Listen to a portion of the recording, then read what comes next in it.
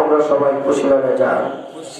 তাই জবান করুন আলহামদুলিল্লাহ, আল্লাহু আকবার, আল্লাহু আকবার কাবীরা।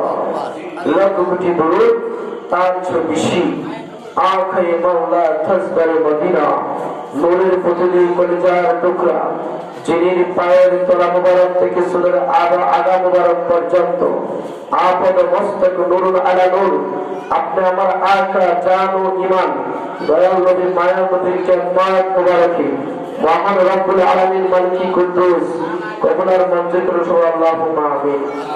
যারা হাজিরেন, আজকের মাহফিলের সম্মানিত সভাপতি, এশিয়া মহাদেশের মহাসম্রাট, কুতুবুল আকরাম, রাসূল মুহাম্মদ নাসিরুল মাসুম কাদরি, শিশতি নকশবন্দি মুজাহিদি, ফান্ডকুল রাহমাতুল্লাহ আলাইহি, সুযোগ্য সাহায্যেরা, সারা বাংলার উদয়মান ফিরে খামের মুখাম্মেল, আপনি আমার সুপরিচিত মুফতি মুখাম্মেল, মুফতি আজম আলহাজ সৈয়দ কাজী সালাহ আহমদ মামুন আল হুসাইনি সাহেব পিছনে পান্ডব দরবার শরীফ হুজুর চন্দ্র নায়ক হায়াত দারাজ রাসূলুল্লাহ আমিন।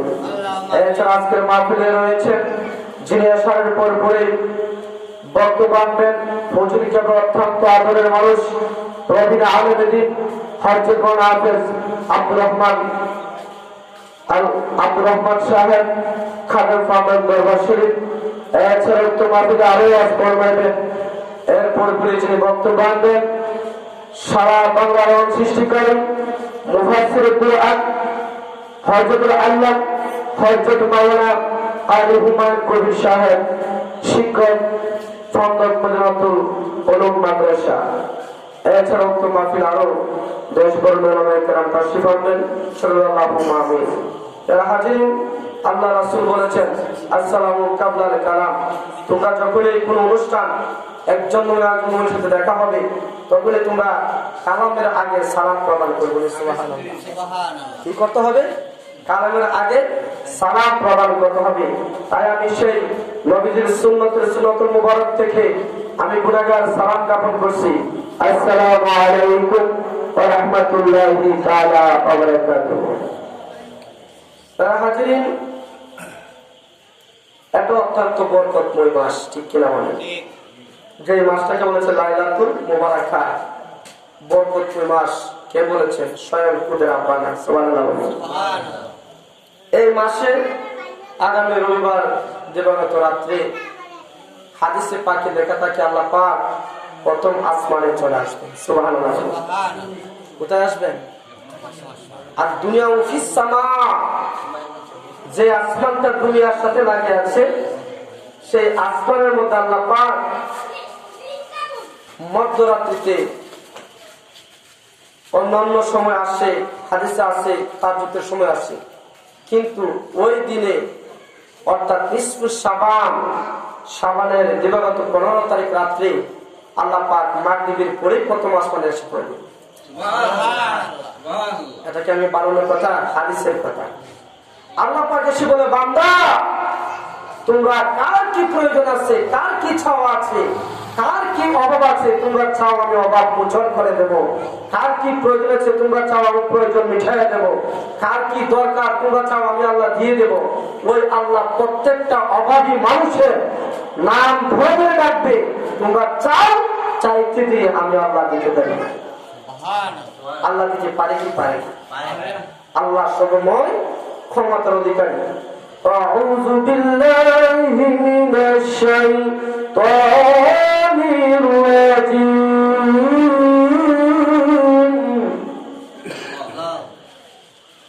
বিসমিল্লাহির রাহমানির রাহিম।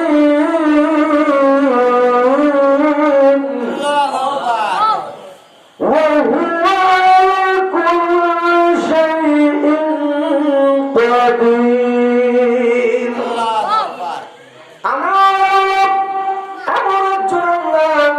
আমার মাবুদ বলেন মাবুদ, যে মাবুদ হচ্ছে আলা কুল্লি শাইইন কাদির, যিনি মাশরিক থেকে মাগরিব, মাগরিব থেকে মাশরিক, শিমাল থেকে জুনুব, জুনুব থেকে শিমাল, গোটা ব্রহ্মাণ্ডে এই বিশ্ব ব্রহ্মাণ্ড যদি আমার জানো বেতন যা কিছু আছে সর্বময় ক্ষমতার মালিককে জবান করে বলতে কে সেই আল্লাহ নিজে বলেন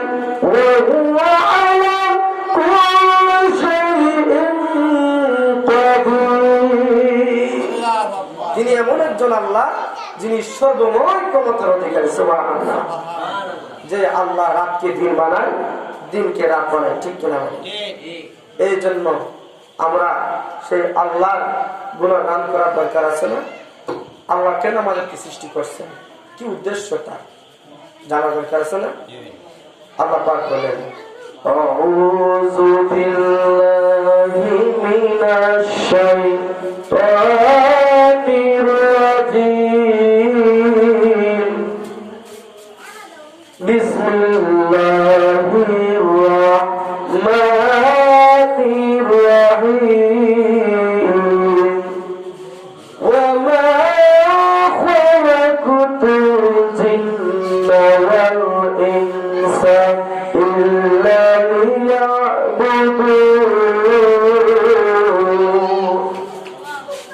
আল্লাহ কেন আমাদেরকে সৃষ্টি করেছেন? সুবহানাল্লাহ বলবেন না? আল্লাহ বলেন আমি দুইটা জাতি সৃষ্টি করেছি। কয়টা জাতি? দুইটা জাতি। একটা হচ্ছে জিন আর একটা হচ্ছে মানব। সুবহানাল্লাহ। একটা হচ্ছে মানব আর একটা হচ্ছে দানব। দুইটা জাতি আমি আল্লাহ সৃষ্টি করলাম। ওমা খালাকতু জিন্না ওয়াল ইনসা, আমি দুইটা জিনিস সৃষ্টি করেছি। ওমা খালাকতু আহাদুল মুতাকাল্লিম, আল্লাহ বলে আমি সৃষ্টি করলাম কি জিন্না ওয়াল ইনসা, দুইটা জাতি। একটা হচ্ছে মানুষ আর একটা হচ্ছে জিন জাতি। সুবহানাল্লাহ বলেন। শুধু আমি সৃষ্টি করি নাই, শুধু সৃষ্টি করি নাই, অবশ্যই আমি পাকে জাতের একটা উদ্দেশ্য আছে। সেই উদ্দেশ্যটা হচ্ছে ইল্লা লিয়াবুদুন। আর আমার ইচ্ছা হচ্ছে তারা আমার ইবাদত করবে, বন্দেগী করবে, আমার প্রশংসায় আমার সিজদায় সর্বাবস্থায় অবনত থাকবে। একটাই মাত্র উদ্দেশ্য, আমি আল্লাহ সেই মানব এবং দানবকে সৃজন করেছি। সুবহানাল্লাহ। তাহলে আল্লাহ কত বড় উদ্দেশ্য! আল্লাহু আকবার বলেন না? আল্লাহর একটা উদ্দেশ্য আছে। আপনারা চাকরি করেন, চাকরিজীবী মানুষ, আপনার একটা উদ্দেশ্য হচ্ছে আপনারা চাকরি করলে কিছু ভালো মানে পাবেন, ঠিক কিনা বলেন? প্রমোশন হইলে আরো বেতন বাড়বে, তারপরে চাকরি শেষ হইলে রিটার্ন হলে আপনি কি করবেন? পেনশন পাবেন, ঠিক কিনা বলেন? একটা উদ্দেশ্য আছে না? আল্লাহ বলে বান্দারে আমি অনেক আশা আকাঙ্ক্ষা করে আমি তোমাদেরকে সৃজন করছি। সুবহানাল্লাহ। এই সময় আল্লাহ শুধু একা ছিল, কোন শাখা ছিল না। সুবহানাল্লাহ। আল্লাহ ছিল গোপনের গোপন, আল্লাহ ছিল একা, যার কোন শাখা ছিল না। সেই সময় আল্লাহ তাসবিহ তাহলিল পাঠ করত একমাত্র ফেরেশতারা। সুবহানাল্লাহ বলি। আল্লাহ বলে ফেরেশতারা তোমাদের তাসবিহ তাহলিল আমার মন ভরে না। সুবহানাল্লাহ। ফেরেশতারা বলে রব্বুল আলামিন কি করতে চান, আপনার কি উদ্দেশ্য? আল্লাহ বলে আমি আদম বানাবো। আদম, যে মাটির আদম আমাকে মন ভরে ডাকবে, প্রাণ করে ডাকবে, আমি আল্লাহ ওই আদমের ডাকে তৃপ্তি পাবো, শান্তি পাবো। আর ওই সকল ফেরেশতারা এক ডাকে এক সুরে বলেছিল রব্বুল আলামিন তুমি সেই ভুল কখনো করবে না। আল্লাহ বলছিল খবরদার ফেরেশতারা আমার রাজত্বের মধ্যে তোমরা মাথাপুরি করবে না। আমি আল্লাহ চাইছি আদম বানাবো, আমি আল্লাহ আদম বানাবো। সুবহানাল্লাহ। ফেরেশতারা পরামর্শ দেয় আল্লাহকে, আল্লাহ আদম তো দুনিয়ার বুকে গিয়ে বিভিন্ন জামার মধ্যে জগরা ফেসাদের মধ্যে কোরআন শরীফের মধ্যে আছে, তারা জড়িত হয়ে যাবে, তোমাকে ডাকবে না। আল্লাহ বলবে তারা ফেরাশিনের মধ্যে যখন আমাকে আল্লাহ বলে ডাক দিবে, তখন আমি আল্লাহর তাজাল্লির মধ্যে রহমতের জুস হয়ে যাবে। আমি আল্লাহ তখন তাদের সকল গুনাহ সকল ফেরাশিনের মাফ করে দেব। আল্লাহ ফেরেশতার ওই কথাগুলা খণ্ডন করে অনেক মায়া করে আদম বানাইলেন। ফেরেশতাদেরকে পায়ের তলা থেকে দুই খাদের বডি পর্যন্ত ফেরেশতারা বানাইল। তারপরে ফেরেশতারা টাকসার কি দিবে? আর কি সেই সময় কোনো টাকসার ছিল? কোন চেহারা ছিল? কোন এই যে আব্দুল্লাহের একটা চেহারা আছে আপনারা দেখতেছেন, আপনাদের কত নুরানি চেহারাটা আমি দেখতেছি, আমার সিরাজ বাবার চেহারাটা আমি দেখতেছি, এই সময় কি কোনো চেহারা ছিল? কিছুই ছিল না। আল্লাহ সেই সময় ফেরেশতারা আটক হয়ে গেল, আল্লাহ আমরা কি সূরত দেব, কি করব? তখন হাদিসে ওয়া আলা সূরাতিহি ওয়া আদামা সূরাতিহি, আমি আল্লাহ তখন আমি আদমকে সূরত দিলাম এমন একটা সূরত, ওই সূরাতিহি জমি যে হা জমির অর্থ আসে আল্লাহ নিজের সূরত আদম বানাইছে। কিন্তু মুফাসসিরে কেরাম, মুহাদ্দিসে কেরাম সেটা তাফসীর করে বলেন, যদি কেউ বলে আল্লাহ নিজের সূরত আদম বানাইছে তখন ঈমান থাকতো না। কি থাকতো না? কারণ আল্লাহর কোন সূরত, আল্লাহ লা শারীকা লাহু, ঠিক কিনা বলেন? আল্লাহ কাউকে জন্ম দেয় না, কারো কাছ থেকে জন্ম নেন না। কুল হুয়াল্লাহু আহাদ, আমার আল্লাহ এক। কুল হুয়াল্লাহু আল্লাহুস সামাদ, আল্লাহ এমন একজন আল্লাহ, তিনি কারো মুখাপিত নয়। লাম ইয়ালিদ ওয়া লাম ইউলাদ, তিনি কাউকে জন্ম দেন নাই, কারো কাছ থেকে জন্ম গ্রহণ করেন নাই। সুবহানাল্লাহ, তিনি মহা পবিত্র। ওয়ালাম ইয়াকুল লাহু কুফুয়ান আহাদ, গোটা ব্রহ্মাণ্ড আল্লাহর মুখাপেক্ষী। আল্লাহ কার মুখাপেক্ষী নয়, ঠিক কিনা বলেন? আমার আল্লাহ মুফাসসিরে কেরাম বলেন, যদি আদমের সূরত, আল্লাহ পাকের সূরত যদি আদমের সূরত হয়, তাহলে দুনিয়ার মানুষগুলা শিরক করবে, সবাই পথভ্রষ্ট হয়ে যাবে। প্রভু, এই হাদিসের অর্থ হবে ওয়া আদামু সূরাতিহি, এই আদমের অর্থ হবে আল্লাহ পাক নিজের পছন্দ অনুযায়ী আদমের চেহারাটা সৃজন করেছে।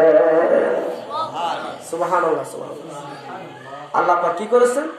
নিজের পছন্দ অনুযায়ী আল্লাহ নিজের চয়েস করে এই চেহারাটা বানাইছে। দেখেন আল্লাহ পাকের কত নিয়ামত।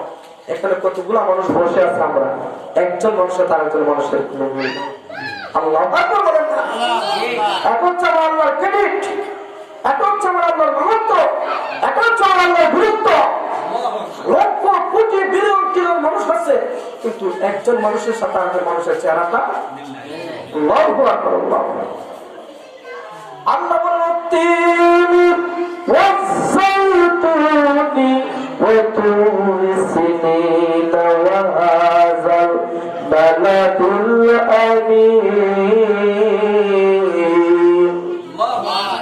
লাকাদ খালাকনাল ইনসানা ফি আহসানি তাকওয়িম।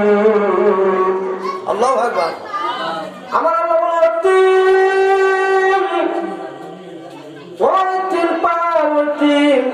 ওয়াসাইতুন এবং জাইতুনের কসম খাইলেন, ওয়া তুরি সিনিনা এবং সেই সিন পাহাড়, ওয়া হাযাল বালাদ এবং নিরাপদ শহরের কসম খায়। চারটা কসম আল্লাহ খাইলেন। খায়া বলেন, আল্লাহ কি বলেন? লাকাদ খালাকনাল ইনসানা, আমি আল্লাহ ওই মানুষ বানাইলাম, এই ইনসান বানাইলাম, মানুষ বানাইলাম ফি আহসানি তাকওয়িম, এমন সৌন্দর্য দিয়া, এমন ধরন দিয়া, এমন মায়া দিয়া আপনাকে আমাকে আমার আল্লাহ বানাইছে। আমার আল্লাহ জাতের কসমকে বলে এই আদমের সূরতের মতো পৃথিবীর বুকে এত সুন্দর মায়াবী সূরত আমি আল্লাহর কোন জাতিকে দেই নাই, দেই নাই, দেই নাই। একটু জোরে জোরে বলা যাবে কি আল্লাহু আকবার? ও আমার বন্ধুরা, এই জন্য আমার আল্লাহ বলেন, ওয়া খালাকতুল জিন্না ওয়াল ইনসা ইল্লা লিয়াবুদুন। ও মানুষ, আমি তোমাদের অনেক মায়া করে মহব্বত করে বানাইলাম, অনেক প্রেম লাগায় বানাইলাম। ফেরেশতারা তোমাদের চেহারাটা বানাইতে পারে নাই, আমি আল্লাহ নিজের কুদরত লাগাইয়া, আমি আল্লাহ নিজের কুদরত লাগাইয়া, নিজের দরদ লাগাইয়া সকল প্রেমগুলা তোমাদের চেহারার মধ্যে ঢেলে দিয়েছি। এই জন্য দেখবেন একটা মার্ডারের একটা মামলা যখন হয়ে যায়, একজন ভাই আরেকজন ভাইকে দেখতে পারে না, কিন্তু ফেস টু ফেস যখন হয়ে যায় ওই মানুষটা সরাসরি কিছু বলতে পারে না, ঠিক কিনা বলবেন? আপনি আমাকে গোপনে অনেক গালাগালে ধরাধরি গোপনে এরা ফাইলা মাইরা লাভ ধরে লাভ, ঠিক কিনা বলেন? ফাইলা লাভ, ঠিক কিনা? দুটো লাখ ফাইটা মেরা আপনিও এর হয়েছেন, এরা তো লাভ পাই, এরা তো কৃষ্ণ গাড়িতে দিতাম না। যখন ফেস টু ফেস হয়ে যায়, যখন ফেস টু ফেস যখন আমার সিরাজ বাবার সাথে আমার ফেস টু ফেস সাক্ষাৎ হয়ে গেল, আব্দুল আজিজের সকল অপরাধগুলা, সকল অন্যায়গুলা একটা নজরে দেখার পরে শেষ হয়ে গেছে।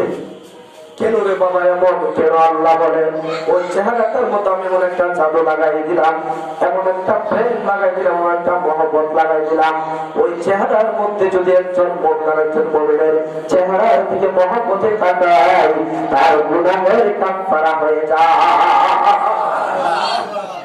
একজন মুমিন আর একজন মুমিনের চেহারার দিকে মহব্বতে যদি তাকায়, নেকিতে তাকায়, গুনাহের কাফারা হয়ে যায়। ওয়া কাফারা সালিহ, সুবহানাল্লাহ।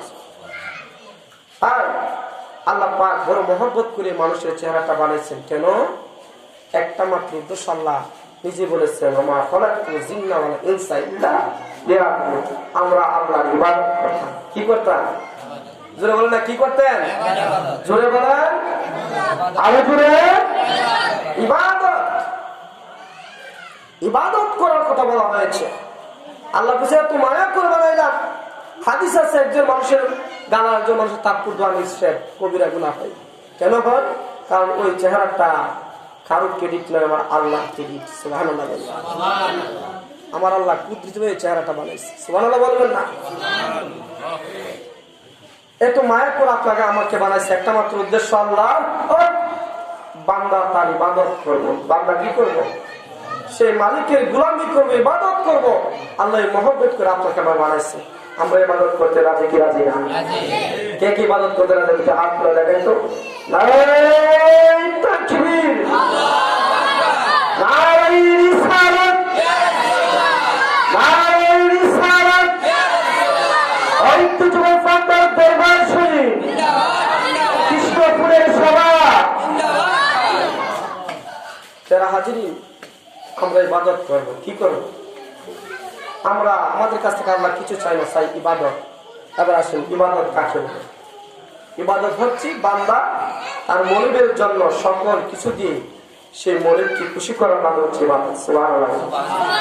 যে ইবাদত আমরা কোনো কোম্পানিতে চাকরি করলে, কোনো খেটা কামারে কাজ করলে, যখন